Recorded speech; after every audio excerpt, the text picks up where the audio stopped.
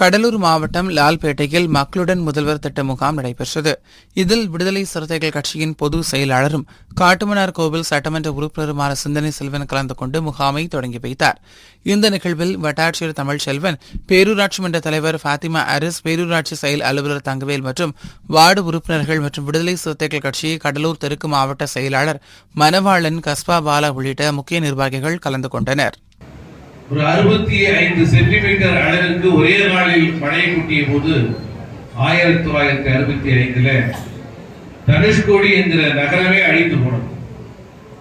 ஆனால் இன்று 90 சென்டிமீட்டர் அளவிற்கு மழை பொழிந்திருக்கிறது. எதிர்பாராத தருணங்களில் பெருமழை பொழிவதும் கால பருவநிலைக்கு உட்படாமல் எளிய மக்களின் கோரிக்கைகள் உதாசீனப்படுத்தப்படக்கூடாது அல்லது அரசு அலுவலகங்களில் நிலவக்கூடிய இயல்பான அலட்சியத்தால் அல்லது இயல்பான பணிச்சுமையால் கடைசி மனிதனுடைய கோரிக்கையை முடங்கிவிடக் கூடாது என்கிற உணர்வோடு தான் மக்களுடன் முதல்வர் என்கிற ஒரு சிறப்பு திட்டத்தை உருவாக்கி இருக்கிறார். இந்த சிறப்பு திட்டம் இன்று லால்பேட்டையில் நடைபெற்றுக் கொண்டிருக்கிறது. வழக்கம் போல மனு கொடுப்பது எல்லா சமயங்களிலும் நடப்பதுதானே. எம்எல்ஏ வந்தால் போய் மனு கொடுக்கிறோம், எம்பி வந்தால் போய் மனு கொடுக்கிறோம், அமைச்சர் வந்தால் போய் மனு கொடுக்கிறோம். ஆக யார் வந்தாலும் போய் மனு கொடுப்பது என்பது இயல்பாக நடக்கக்கூடியதுதானே. இந்த மக்களுடன் முதல்வர் என்கிற நிகழ்ச்சியில எந்த சிறப்பு என்ற ஒரு கேள்வி இருக்கு. கடலூர் மாவட்டம் காட்டுமன்னார் கோவில் குழந்தைகள் வளர்ச்சி திட்டத்தின் சார்பில் சமுதாய விளைகாப்பு விழா தனியார் திருமண மண்டபத்தில் நடைபெற்றது. இதில் விடுதலை சிறுத்தைகள் கட்சியின் பொதுச் செயலாளரும் காட்டுமன்னார் கோவில் சட்டமன்ற உறுப்பினருமான சிந்தனை செல்வன் கலந்து கொண்டு சுமார் 135 கர்ப்பிணி பெண்களுக்கு ஊட்டச்சத்து நிறைந்த சீர்வரிசை பொருட்களை வழங்கினார். நிகழ்ச்சியில் குழந்தைகள் வளர்ச்சி திட்ட அலுவலர் ஜெய் மாலதி, ஒன்றிய பெருந்தலைவர் சஃபீதா பர்வீன், பேரூராட்சி மன்ற தலைவர் கணேசமூர்த்தி, வட்டார மருத்துவர் வெங்கடேசன் உள்ளிட்ட பலர் கலந்து கொண்டனர். மிக்ஜா புயல் காரணமாக சென்னையில் பெய்த கனமழை காரணமாக ஏராளமானோர் பாதிக்கப்பட்டனர். இந்நிலையில் வெள்ளத்தால் பாதிக்கப்பட்ட வியாசர்பாடி விளையாட்டு வீரர்களுக்கு நந்தம்பாக்கம் அரிமா சங்கம் சார்பாக தேவையான உபகரணங்கள் வழங்கும் விழா வியாசர்பாடியில் நடைபெற்றது. மாவட்டத்தின் ஆளுநர் லயன் கருணாகரன் தலைமையில் 2ஆம் நிலை ஆளுநர் லயன் சந்திரசேகர் முன்னிலையில் நடைபெற்ற இந்த நிகழ்வில் ஏராளமானோர் கலந்து கொண்டு நிவாரண உதவிகளை வழங்கினர். சென்னை எர்ணாவூர் ஆதிதிராவிடர் காலனியை சேர்ந்தவர் முனுசாமி. பந்தல் போடும் தொழிலாளியான இவர் இயற்கை உபாதை கழிப்பதற்காக இரவு அருகில் உள்ள பகுதிக்கு சென்றுள்ளார். அப்போது அங்கிருந்த காட்டுப்பன்னி ஒன்று இவரை தாக்கியுள்ளது. பின்னர் இவரது அலறல் சத்தத்தை கேட்டு ஓடி வந்த அக்கம் பக்கத்தினர் இவரை மீட்டு திருவொற்றியூரில் உள்ள மருத்துவமனையில் சிகிச்சைக்காக அனுமதித்துள்ளனர். இதுகுறித்து தகவல் அறிந்து வந்த வனத்துறையினரும் காவல்துறையினரும் வழக்குப்பதிவு செய்து விசாரணை நடத்தி வருகின்றனர். ஹாஸ்பிட்டலில் அட்மிட் பண்ணுறேன். எவ்வளோ ஹைட் இருந்தது? அதெல்லாம் ஒரு 4 அடி நீட்டு, ஒரு 3 அடி ஹைட்டு, 3 அடி ஹைட்டு. அமைப்பு எப்படி இருந்தது பார்க்க? அமைப்பு வந்து அப்படியே அந்த கத்தி மாதிரி இருக்குது, நடுங்குல அந்த முள் போகிற பொருள் வந்து இருக்குது. அந்த லைட் வெளிச்சத்துக்கு கரெக்டாக திருத்து நாய் திருத்துன்னு வந்ததுமே அது வந்து அந்த பவரில் வந்து அடிச்சு தீர்த்து இல்லை. என்னால் அங்கே ஒன்றும் பண்ண முடியாது, தனியாலாம் மாட்டேங்குது. வேறு யாருமே இல்லை அந்த இடத்துல. அதுக்கப்புறம் ஓடி போச்சு. ஹாஸ்பிட்டல் வந்து அட்மிட் ஆகிடுச்சு. சென்னை டி நகரை சேர்ந்தவர் சிவதான். இவர் ஈவென்ட் மேனேஜ்மெண்ட் நிறுவனம் நடத்தி வருகிறார். இவரது அலுவலகத்தில் பணிபுரியும் பணியாளர்கள் புத்தாண்டை கொண்டாடும் வகையில் கானத்தூரில் உள்ள ஒரு ரிசார்ட்டுக்கு சென்றுள்ளனர். அப்போது 7 பேர் தடை செய்யப்பட்டிருந்த பகுதியில் உள்ள கடலில் குளித்துள்ளனர். அதில் ராட்சத அலையில் சிக்கி 5 பேர் இழுத்து செல்லப்பட்ட நிலையில் கானத்தூர் பகுதி மீனவர்கள் உடனடியாக செயல்பட்டு நிவேதிதா என்பவரை மீட்டு சிகிச்சைக்காக அரசு மருத்துவமனையில் அனுமதித்தனர். மேலும் சிவநாதன், நவீன் ஆகியோர் சடலமாக மீட்கப்பட்டனர். பின்னர் இந்த சம்பவம் குறித்து தகவல் அறிந்து வந்த கானத்தூர் போலீசார் வழக்கு பதிவு செய்து கடலில் மூழ்கி மாயமான பிரசாந்த் மற்றும் மானஸ் ஆகியோரை தேடி வந்தனர்.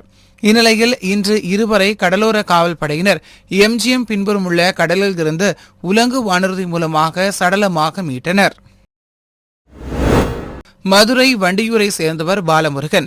இவரது மகன் சரவணகுமார் விருதுநகர் பொறியியல் கல்லூரியில் சிவில் இன்ஜினியர் முடித்து 2 வருடமாக வேலை பார்த்து வருகிறார். இவர் கடந்த சில வருடங்களாக மாநில அளவிலான கபடி போட்டிகளில் விளையாடி பல்வேறு பரிசுகளை குவித்துள்ளார். இந்நிலையில் இவர் கடந்த ஆண்டு அக்டோபர் மாதம் இருசக்கர வாகன விபத்தில் சிக்கி அகால மரணமடைந்தார். அவருக்கு வண்டியூரில் மௌன அஞ்சலி செலுத்தும் நிகழ்வு தமிழ்நாடு அமெச்சூர் கபடி கழக மாநில தலைவர் சோலைராஜா தலைமையில் நடைபெற்றது. இதில் சுமார் 200க்கும் மேற்பட்ட விளையாட்டு வீரர்கள் ஊர்வலமாக வந்து அவரது திருவுருவப் படத்திற்கு மாலை அணிவித்து மலர் தூவி அஞ்சலி செலுத்தினர். தமிழ்நாடு அமைச்சூர் கபடி கழக சார்பாக தான் இந்த இதை நாங்க ஏற்பாடு பண்ணியிருக்கோம். மதுரையில தான் இப்ப ஃபர்ஸ்ட் ட்ரையல் பார்த்திருக்கோம். மதுரையில கிட்டத்தட்ட 3158 பேருக்கு எல்லா விளையாட்டை சேர்ந்த வீரர்களுக்கு வந்து நாங்க வந்து இந்த இன்சூரன்ஸ் பிரீமியம் கட்டியிருக்கோம். இது வந்து ராயல் சுந்தர இன்சூரன்ஸோட டைப்ல இருக்கும். எங்களுக்கு முழு பேக் போனா இருக்கிறது வேலம்மாள் மருத்துவமனை. ஏன்னா வேலம்மாள் மருத்துவமனை தான் கேஷ்லெஸ். இந்த மாதிரி கேஷ்லெஸ் இருந்து ட்ரீட்மெண்ட் கொடுக்குறாங்க, அதுக்கப்புறம் கிளைம் பண்ணிக்கிறாங்க. ஸோ அதனாலதான் வேலம்மாள் சேர்மன் வந்து எங்களுக்கு எம்பி முத்துராமலிங்க சாரும், எங்க சிஓ சார் மணிவண்ணன் சாரும், இந்த ராயல் சுந்தரத்தோட அட்வைசரா இருக்கக்கூடிய தாயுமானவர் சாரும், இந்த ராயல் சுந்தரத்தோட டிவிஷனல் மேனேஜர் மிஸ்டர் பாலமுருகனும் வந்திருக்கிறாங்க. இதான் ஃபர்ஸ்ட் கேஷுவாலிட்டி ஆயிருச்சு. எங்க கூட தான் வந்து அந்த பையன் வந்து அந்த இன்சூரன்ஸ் மீட்டிங்ல எங்க கூட தான் அட்டென்ட் பண்ணி எங்கிட்ட ஐடி கார்டு எல்லாம் வாங்கிட்டு எங்க கூட வந்து சாப்பிட்டுட்டு எல்லாம் போன இடம். நல்ல offence GM Udaya sports club Vandiyur, இது நல்ல மெயினான டீம். அந்த டீம்ல இந்த பையன் வந்து பெஸ்ட் அஃபென்ஸ் நல்லா பண்ணுவாரு, அது போக ஆல்ரவுண்டர் நல்லா விளையாடுறாரு. ஸோ அப்படிப்பட்ட பையன் 24 வயசு தான், BE முடிச்சிருக்கிறாரு. அவர் ஒரு இதுல போற இடத்துல பைக் ஆக்சிடென்ட்ல ஒரு சின்ன இதாயிருச்சு.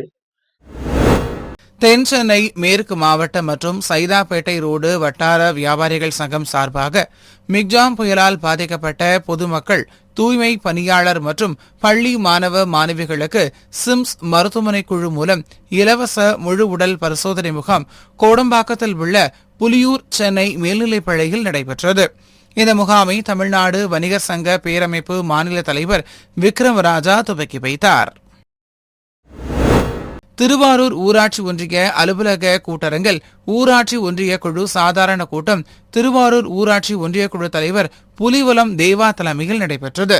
இக்கூட்டத்தில் வட்டார வளர்ச்சி அலுவலர்கள் சுப்பிரமணியன், புவனேஸ்வரி, துணைத் தலைவர் தியாகராஜன், துணை வட்டார வளர்ச்சி அலுவலர் சிவபிரகாசம் மற்றும் ஒன்றிய குழு உறுப்பினர்கள் என பலர் கலந்து கொண்டனர். இக்கூட்டத்தில் திருவாரூர் ஊராட்சி ஒன்றியத்தில் புதியதாக 6 பள்ளி கட்டிடங்கள் கட்ட நடவடிக்கை எடுத்த திருவாரூர் சட்டமன்ற உறுப்பினர் பூண்டி கலைவாணன், பள்ளிக்கல்வித்துறை அமைச்சர் அன்பில் மகேஷ் பொய்யாமொழி, தமிழ்நாடு முதலமைச்சர் மு.க. ஸ்டாலின் ஆகியோருக்கு நன்றி தெரிவித்து தீர்மானம் நிறைவேற்றப்பட்டது. கடலூர் மாவட்டம் சிதம்பரம் காசிமட தெருவில் உள்ள தனியார் திருமண மண்டபத்தில் மக்களுடன் முதல்வர் முகாம் நடைபெற்றது. இதில் நகர்மன்ற தலைவர் செந்தில்குமார் கலந்து கொண்டு முகாமினை துவக்கி வைத்தார். இதில் 22, 23, 30, 31, 32, 33 ஆகிய 6 வார்டுகளைச் சேர்ந்த பொதுமக்கள் பங்கேற்று மனுக்களை அளித்தனர். இயற்கை வேளாண் விஞ்ஞானி நம்மாழ்வாரின் 10ஆம் ஆண்டு நினைவு தினம் இன்று கடைபிடிக்கப்படுகிறது. இதனை முன்னிட்டு மயிலாடுதுறை மாவட்டம் சீர்காழி புதிய பேருந்து நிலையம் எதிரே இயற்கை விவசாயி நலம் சுதாகர் தலைமையில் நம்மாழ்வார் திருவுருவப் படத்திற்கு இயற்கையாக விளைந்த கீரை, பூசணி உள்ளிட்ட காய்கறிகளை வைத்து ஏராளமான விவசாயிகள் மலர் தூவி மௌன அஞ்சலி செலுத்தி வீரவணக்கம் செலுத்தினர். தொடர்ந்து செறிவூட்டப்பட்ட அரிசி என்பது இயற்கைக்கு எதிரானது, இயற்கையாக விளைவிக்கப்படும் பொருட்களை விளைவிப்போம், மக்களை நலமுடன் காப்போம் என்று கூறி விவசாயிகள் உறுதிமொழி எடுத்துக் கொண்டனர். திருப்பத்தூர் மாவட்டம் ஆம்பூர் வீராங்குப்பம் பகுதியை சேர்ந்தவர் தண்டபாணி. இவர் கடந்த 2022ஆம் ஆண்டு செப்டம்பர் 15ஆம் தேதி காலை தனது இருசக்கர வாகனத்தில் மகள்களை பள்ளிக்கு அழைத்து சென்று கொண்டிருந்துள்ளார். அப்போது ஆம்பூர் தேசிய நெடுஞ்சாலையின் பின்னால் வந்த கண்டெய்னர் லாரி கட்டுப்பாட்டை இழந்து சாலையோரம் சென்று கொண்டிருந்த தண்டபாணியின் இருசக்கர ஊர்தி மீது மோதி கவிழ்ந்து விபத்துக்குள்ளானது. இந்த விபத்தில் இருசக்கர ஊர்தியில் பயணம் செய்த 2 சிறுமிகளும் சம்பவ இடத்திலேயே பரிதாபமாக உயிரிழந்தனர். படுகாயமடைந்த தந்தை தண்டபாணியை அரசு மருத்துவமனையில் சிகிச்சைக்காக சேர்க்கப்பட்டார். இதுகுறித்த வழக்கு ஆம்பூர் நீதிமன்றத்தில் நடைபெற்று வந்த நிலையில் லாரி ஓட்டுநர் ஜார்ஜ் ஜெய்சலன் என்பவருக்கு 4 ஆண்டுகள் சிறை தண்டனை மற்றும் 10,000 ரூபாய் அபராதம் விதித்து ஆம்பூர் நீதிமன்றம் தீர்ப்பளித்துள்ளது.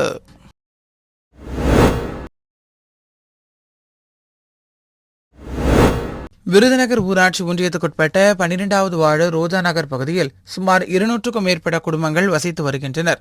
இந்த பகுதியில் கடந்த 2 மாதங்களுக்கு மேலாக குடிநீர் விநியோகம் செய்யப்படவில்லை என்று கூறப்படுகிறது. இதுகுறித்து அப்பகுதி மக்கள் முறையிட்டும் இதுவரை எந்த நடவடிக்கையும் எடுக்காததால் ஆத்திரமடைந்த அப்பகுதி மக்கள் காலி குடங்களுடன் விருதுநகர் டிடிகே ரோடு பழைய பேருந்து நிலையம் செல்லும் சாலையில் அமர்ந்து மறியலில் ஈடுபட்டனர்.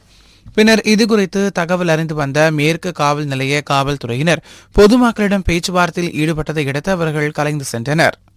எங்களுக்கு தண்ணி, ரோடு, லைட்டு இந்த அடிப்படை வசதி எதுவுமே கிடையாது சார். தண்ணி 2 மாசம் ஆகுது சார். தண்ணி கேட்டு நாங்கள் ஃபோன் போட்டாலும் சரியான ரெஸ்பான்ஸ் கொடுக்க மாட்டாரு. எங்களுக்கு ரெஸ்டாரண்ட்டுக்கு ஃபோன் போட்டால் அவங்க ஒரு நேரம் எடுக்கிறாங்க, ஒரு நேரம் எடுக்க மாட்டாங்க. அவங்க வீட்டுக்காரர்கிட்ட கேட்டால் என்கிட்ட சொன்னால் என் வீட்டுக்காரர் மாட்ட சொல்லிட்டீங்கல்ல அப்படின்னு சொல்லிடுறாரு. தண்ணி திறந்துறவங்ககிட்ட கேட்டால் எக்கா எங்களுக்கு சம்பளம் தரல, சம்பளம் கொடுத்தாதாங்க நான் வேலை பார்க்க முடியும்னு அவங்க கேட்குறாங்க. அதனால் எங்களுக்கு முக்கியமானது ரோடு, தண்ணி, லைட்டு, பாதுகாவல் வசதி இது 3 கண்டிப்பான வேணும் சார். 4 வசதி. திருச்சி தனியார் விடுதியில் தமிழ்நாடு ஓவியர்கள் முன்னேற்ற சங்கத்தின் சார்பில் 2வது மாநில பொதுக்குழு கூட்டம் நடைபெற்றது. மாநில நிறுவன தலைவர் ஓவியர் ரகுபதி தலைமையில் நடைபெற்ற கூட்டத்தில் மாநில சிறப்பு ஆலோசகர் நெய்வேலி ஓவியர் பத்மநாபன், மாநில துணைத் தலைவர் வந்தவாசி ஓவியர் வேணு செல்வகுமார், மாநில பொருளாளர் சிவகங்கை ஓவியர் முத்துகிருஷ்ணன் உள்ளிட்ட ஏராளமானோர் கலந்து கொண்டு புதிய பொறுப்பாளர்களை தேர்ந்தெடுத்தனர்.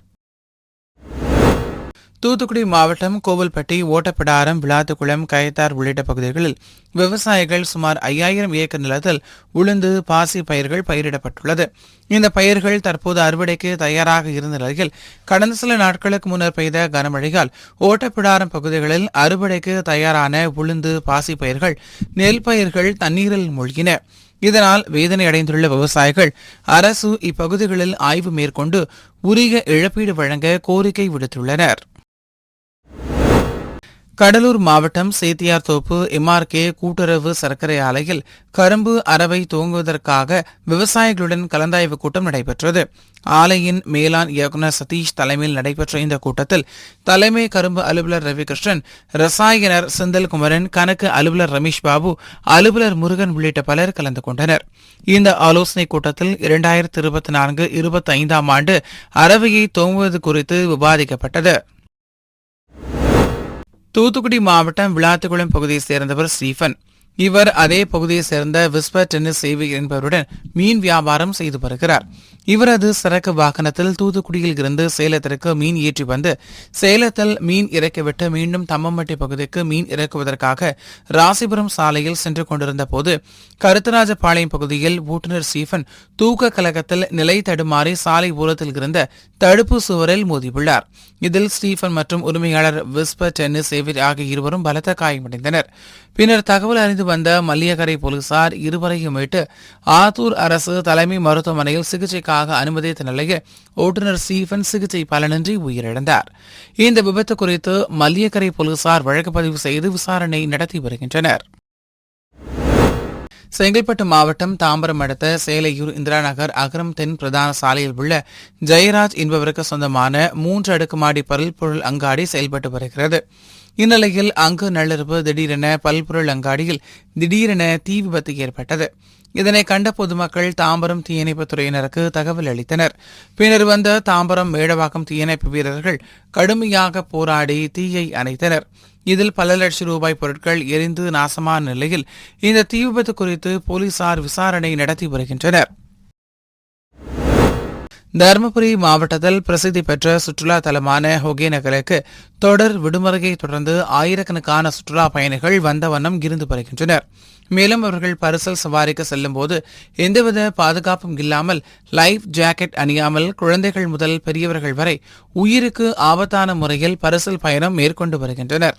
இதனால் அதிர்ச்சியடைந்த சக பயணிகள் தருமபுரி மாவட்ட நிர்வாகம் விதிகளை மீறும் பரிசல் ஓட்டிகள் மீது நடவடிக்கை எடுத்து சுற்றுலா பயணிகளின் பாதுகாப்பை உறுதிப்படுத்த வேண்டும் என்றும் கோரிக்கை விடுத்துள்ளனர்.